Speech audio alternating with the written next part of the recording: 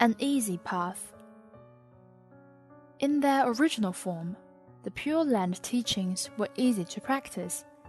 They also constituted a special and splendid tradition. Nagarjuna, in his chapter on the easy path, called it the easy path. Easy means that anyone could practice it, gain rebirth in the Land of Bliss, and attain Buddhahood. Therefore, it was easy.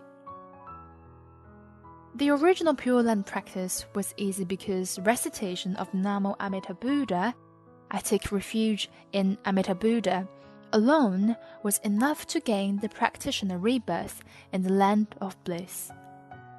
It was exceedingly simple.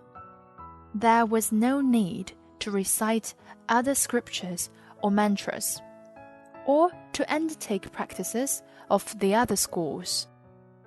If one had to add other sutras or mantras, or perform other acts of merit to enter the Pure Land, that would become very complicated.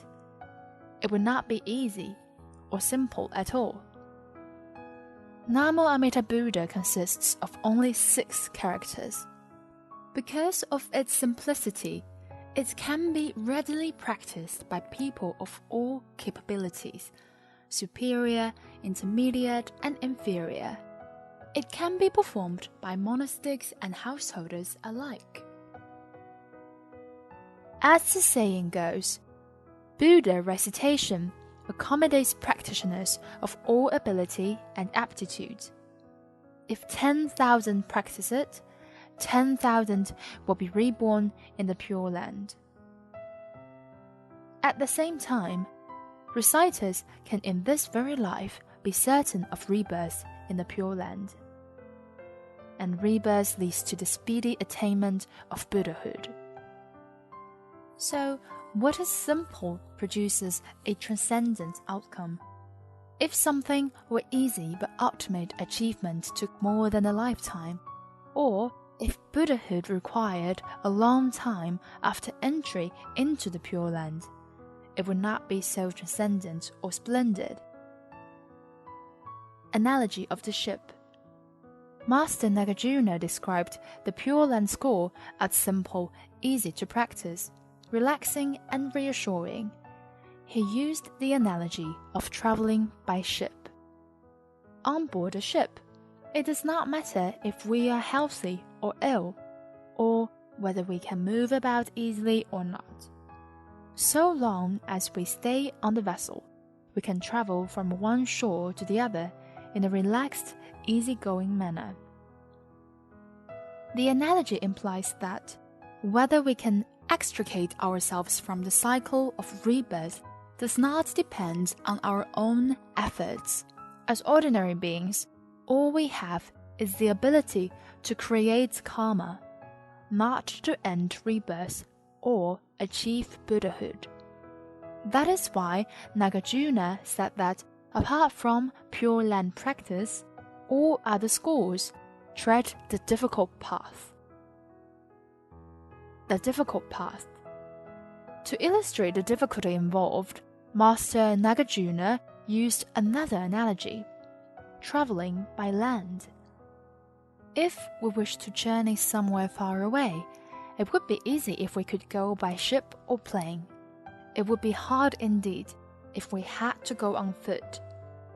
Even if we climbed mountains and crossed rivers after much effort, it is not certain we will arrive at our destination. The great distance means there will be hidden dangers and many obstacles. Master Nagarjuna employed yet another analogy. Imagine if we had to lift a great chillicosm with our hands. Can we do it? We can carry 5 catties, or 2.5 kilograms, perhaps even 10 catties. But there is no way we can move a great chillicosm. Nagarjuna used this analogy to point out that it is exceedingly difficult for us to leave the cycle of rebirth and attain Buddhahood by dint of our own efforts. There is a saying about how hard it is to soar into the heavens. By taking an airplane, we can indeed ascend to the sky for a while. But without a plane, can we soar into the heavens? Of course not. So long as we aspire to rebirth in Amitabha Buddha's Pure Land and recite his name exclusively, it would be as though we had boarded the ship of his great vow. Monastic or householder, accomplished practitioner or otherwise, pure of mind and heart or not, all would be reborn in the Land of Bliss. That's why we should no longer be considered ordinary beings trapped in a cycle of rebirth, but members of the sacred assembly in the Land of Bliss. It is said, those who single-mindedly recite the name of Amitabha Buddha will certainly be reborn in his Land of Bliss.